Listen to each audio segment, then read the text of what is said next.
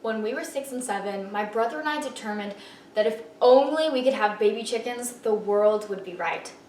Almost daily, we begged our parents to visit the chicks at the Rural King, promising to be faithful with our chicken chores and dreaming of the day we could cherish our own chirpy, fluffy balls of happiness.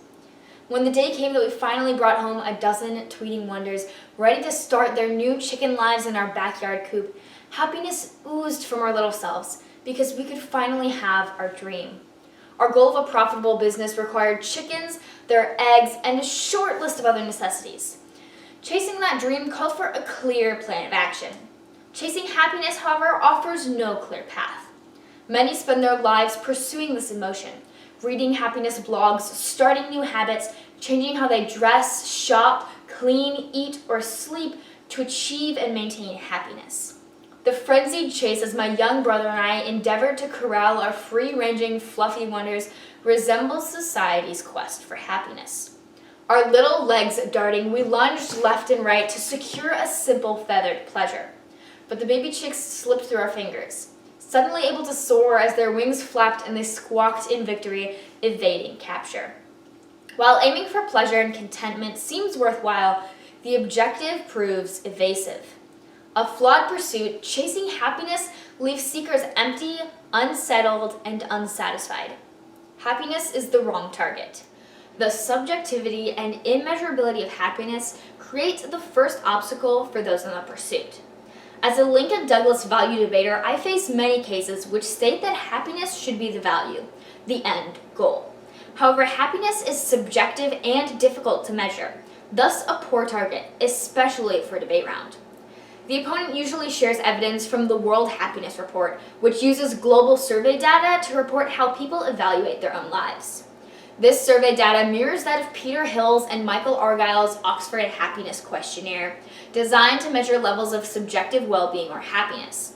It relies on self-reporting rather than external observation. These surveys admit to being subjective, but claim to measure how happy people are.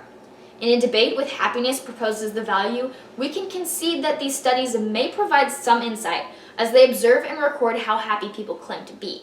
However, achieving the value is not quantifiable. What exactly defines a level 5 on the happiness scale?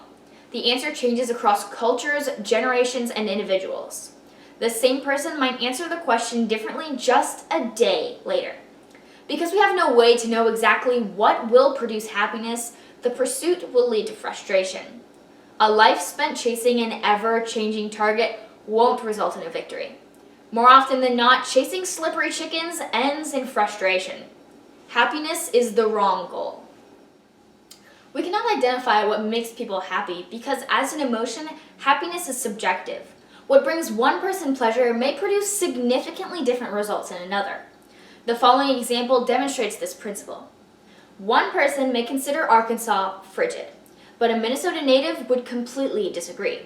Like individual perceptions of hot and cold, happiness is subjective. In The Science of Emotion, psychologists at the University of West Alabama explain that, quote, all emotions begin with a subjective experience, also referred to as a stimulus. While basic emotions are expressed by all individuals, regardless of culture or upbringing, the experience that produces them can be highly subjective, end quote. One person might derive happiness from baseball, another dancing, yet another knitting or reading. Since there are no apparent ingredients to a happy life, it makes for a frustrating target. If a person doesn't know where he's going, it naturally follows that he will not get there. Since the way to get to happiness is subjective, different for each person, there's no clear way to become happy. Because it's difficult to measure and subjective, happiness should not be the goal. Another issue with the pursuit is that happiness cannot simply be obtained. One never reaches the finish line. In our chicken chase, we eventually cornered and captured a chick. Similarly, when chasing happiness, we occasionally succeed.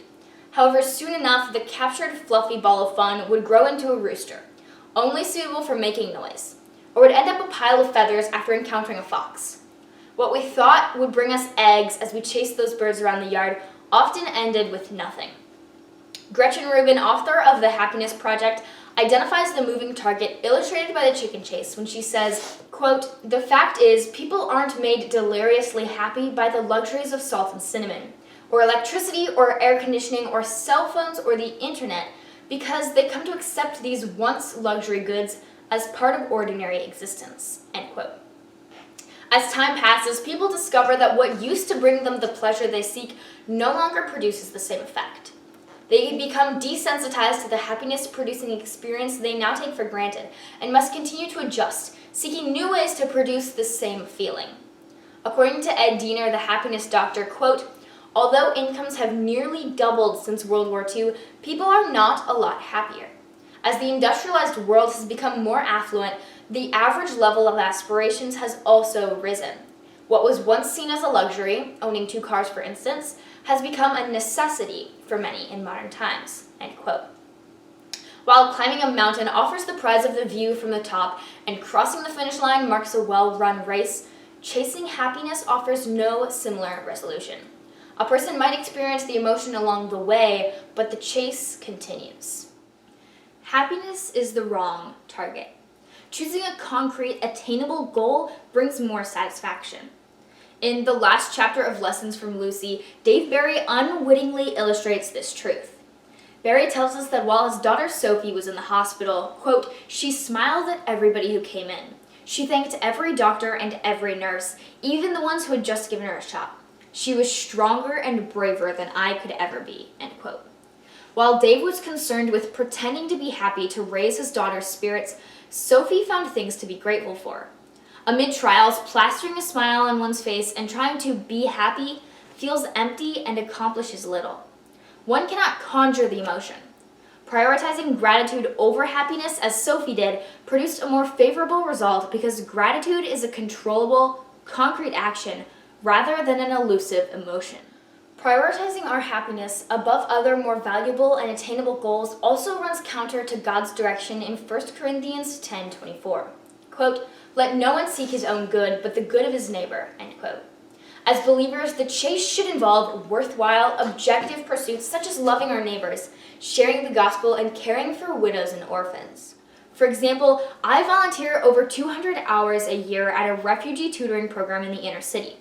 The work is often challenging and thankless. Were I simply seeking happiness, I might reread Jane Austen's novels and spend less time in the chaos wrangling those children. While I don't always leave feeling carefree and content, I am blessed as I share God's love with new Americans, invest in relationships, and provide support. The occasional hug or look of victory in a child's eye when she correctly solves the homework problem brings much more satisfaction than what I might gain from chasing happiness. In his autobiography, Surprised by Joy, C.S. Lewis shares how his perspective changed after he claimed Christ. Quote, "To tell you the truth, the subject of joy has lost nearly all interest for me since I became a Christian," end quote.